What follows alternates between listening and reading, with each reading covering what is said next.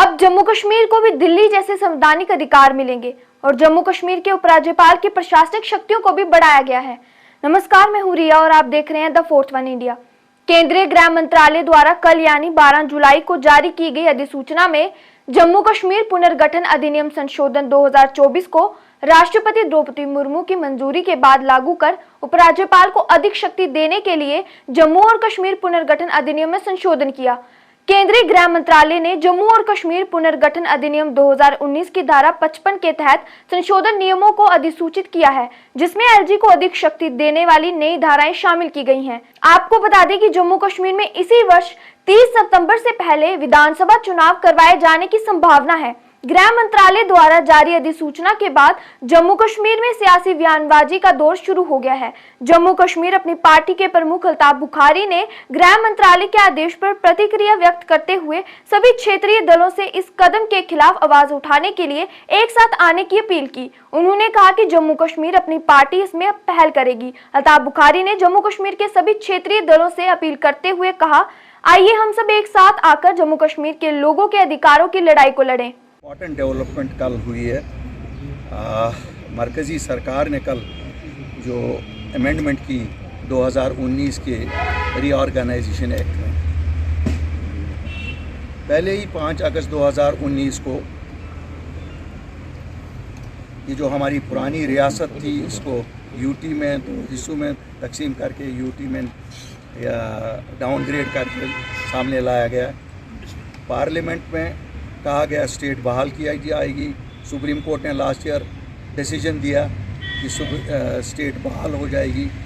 Prime minister और home minister साहब ने हमेशा बोला, लेकिन कल जब हम इस एक्ट को पढ़ रहे हैं तो इसका मतलब है ये खोखली स्टेट देना चाहते हैं जिसमें कोई भी पावर्स किसी इलेक्टेड गवर्नमेंट के पास नहीं होंगे।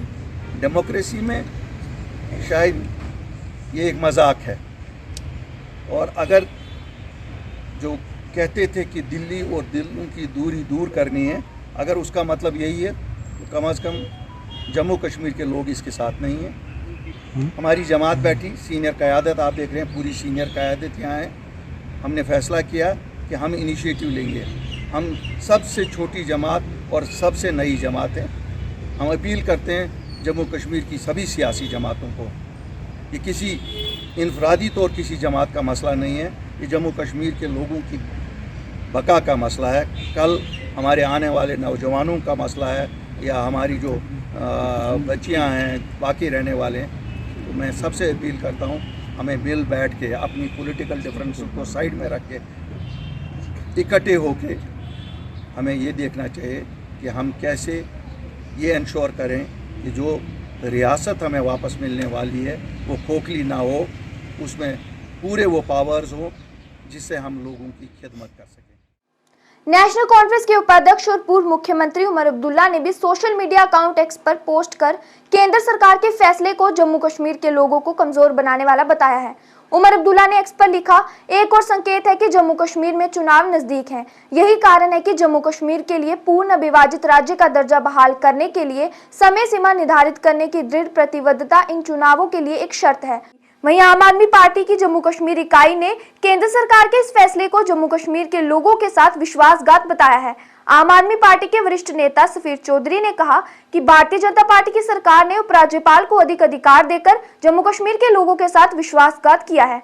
सफीर चौधरी ने उमर अब्दुल्ला और महबूबा मुफ्ती पर भी केंद्र के फैसले पर चुप रहने का आरोप लगाते हुए कहा कि एनसी और पीडीपी को भी सोशल मीडिया पर ट्वीट करने के बजाय जम्मू कश्मीर के लोगों को बताना चाहिए कि केंद्र सरकार के इस फैसले पर उनकी रणनीति क्या है।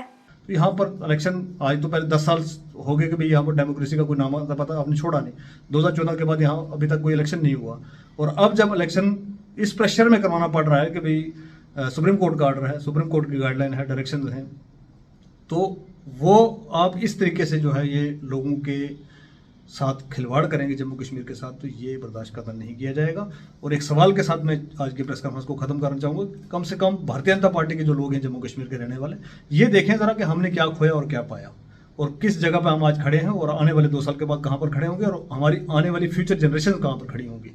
और ध्यान में रखें कि ये वही स्टेट है जहाँ पर कल प्राइम मिनिस्टर हुआ करता था उसके बाद चीफ मिनिस्टर हुआ करता था, उसके बाद हमारे पास एक स्पेशल स्टेटस था। स्पेशल स्टेटस को गुनाह नहीं है। आज कितनी सारी स्टेट्स हैं जिनके अंदर ये लड़ाई लड़ी जा रही है कि भाई हमें स्पेशल स्टेटस मिलना चाहिए। एनडीए के एक मतलब कहेंगे कि भाई दूसरी लेग जो है एनडीए गवर्नमेंट की, नीतीश जी इस टाइम पे वहाँ पर किस तरीके से कार्रवाई कर रहे हैं और किस तरीके से वो डिमांड रख रहे हैं कि बिहार को स्पेशल स्टेटस दिया जाए, और हमारे स्पेशल स्टेटस को छीन के, हमारी सारी चीज़ों को छीन के आज ये नौबत आ पहुंची है कि भैया आप सारे के सारे जो हैं, कल को गवर्नमेंट बन भी जाएगी, यहाँ पर कुछ हो भी जाएगा तो भी उसको कुछ नहीं करने देना, तो भी जो कुछ करेंगे एलजी साहब ही करेंगे, और एलजी साहब वही करेंगे हमेशा की तरह जो अभी तक यहाँ पर कर रहे हैं। खैर, केंद्र सरकार ने जम्मू कश्मीर पुनर्गठन अधिनियम में संशोधन करके उपराज्यपाल को अधिक अधिकार देकर एक बड़ा फैसला किया है, और सरकार का ये फैसला विधानसभा चुनाव को लेकर काफी अहम माना जा रहा है। तो जाहिर है कि इस पर राजनीति भी होगी। केंद्र सरकार के इस फैसले को आप किस नजर से देखते हैं, अपनी राय कमेंट बॉक्स में जरूर बताएं, और अधिक जानकारी के लिए हमारे channel the fourth one India को सब्सक्राइब जरूर करें। इसी के साथ हमें दीजिए अनुमति, किसी नए विषय के साथ आपसे फिर होगी मुलाकात। धन्यवाद।